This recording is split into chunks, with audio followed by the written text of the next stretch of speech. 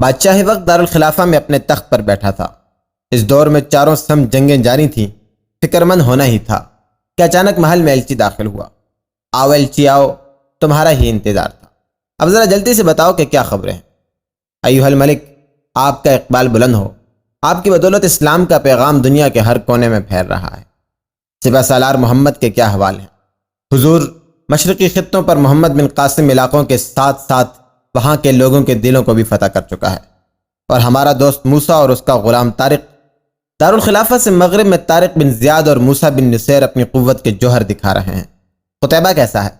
الحمدللہ چین اور ترکستان سمیت مشرقی سمت میں قتیبہ بن مسلم پیغام اسلام پہنچا رہا ہے۔ اور چھوٹا بھائی مسلمہ، حضور مرکز اسلامی سے شمال کے علاقوں میں مسلمہ بن عبد الملک رومیوں سے برسر پیکار ہے، اور فتوحات کے جھنڈے گاڑتے ہوئے ان فرنگیوں کو ان کے ظلم و ستم کی سزا دے رہا ہے۔ بادشاہ کے چہرے پر مسکراہٹیں بکھر گئیں، اور بے ساختہ اس کے منہ سے نکلا الحمدللہ۔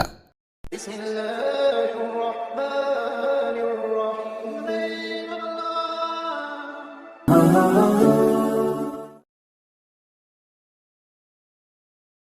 عبد الملک اپنے بعد یکے بعد دیگرے 3 ولی عہدوں کی وصیت کر گیا تھا، لہذا اسی کے مطابق سن 86 ہجری میں ولید پائے تخت پر بیٹھا۔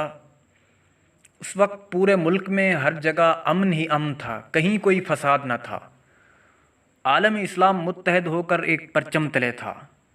اس اتحاد و اتفاق کی بدولت مسلمانوں کی قوت خوب بڑھی اور انہیں بہت زیادہ کامیابی ہونے لگی۔ اس طرح ایک طرف ملک کا انتظام بہت بہتر ہو گیا تھا، دوسری طرف اسلامی جہاد جاری تھا، اور مسلمان سپہ سالاروں نے دنیا کے کونے کونے میں اسلام کا پیغام پہنچانے کا عزم مصمم کیا ہوا تھا۔ سندھ پر راجہ داہر کی حکومت تھی، جس کے ظلم و ستم سے خود ان کی رعایا بھی پریشان تھی، اور اب اسلامی سرحدوں سے یہ خطہ ملتا تھا تو مسلمانوں کے کچھ قافلوں کو انہوں نے نقصان بھی پہنچایا تھا۔ تو عراق کے گورنر حجاج نے اپنے بھتیجے محمد بن قاسم کو سندھ کی طرف بھیجا، جس نے وہاں کے ظالموں کو مزہ چکھایا اور ایک وسیع رقبے کو فتح کرایا۔ لہٰذا اب اسلامی افواج محمد بن قاسم کی سربراہی میں وادی سندھ میں اسلام اور عدل و انصاف کا پرچار کرنے نکل پڑیں۔ مکران، دیبل اور نیرون سے ہوتے ہوئے راوٹ کے مقام پر جنگ لڑ کے دشمنوں کو شکست دی، اور برہمن آباد، الور اور ملتان تک سارا علاقہ فتح کر کے اسلامی پرچم گاڑ دیے تھے۔ اور پھر اسی پر بس نہیں، بلکہ بعد میں یہاں کا انتظام و انصرام اس خوبی سے سنبھالا کہ یہاں کے لوگ بھی مسلمانوں کے گیت گانے لگے۔ ادھر سمرقند سے کاشغار تک قتیبہ نے اپنی عزم و ہمت کی داستانیں رقم کی تھیں۔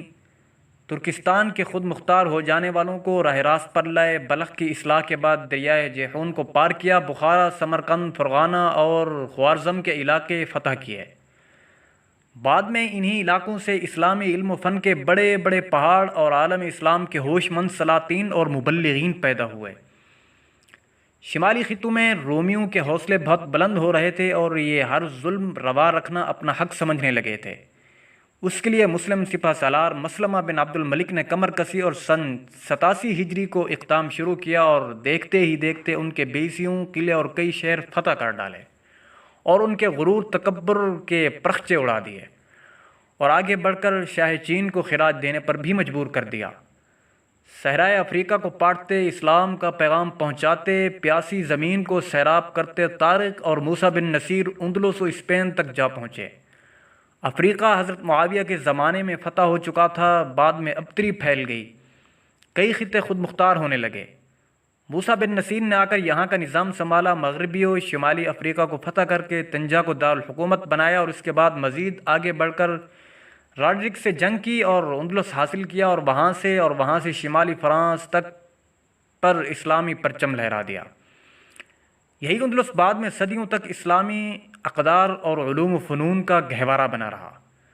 اب آگے یورپ میں فتوحات جاری رکھنے کی اجازت مانگی، مگر خلیفہ نے فی الحال اسے موقوف کر کے داخلی نظام کو مستحکم کرنے اور واپس دارالخلافہ دمشق آنے کا کہا۔ قسطنطنیہ کی فتح ہر مسلمان کا خواب تھی۔ ولید کے زمانے میں اس طرف بھی کوشش کی گئی، آذربائیجان کے آزاد منش ترکوں کو ان کی سرکشی کی سزا دی گئی، اس طرح اور کئی سرکش ہو جانے والے خطوں کی خوب خبر لی گئی کہ کسی میں دم مارنے کی مجال نہ رہی۔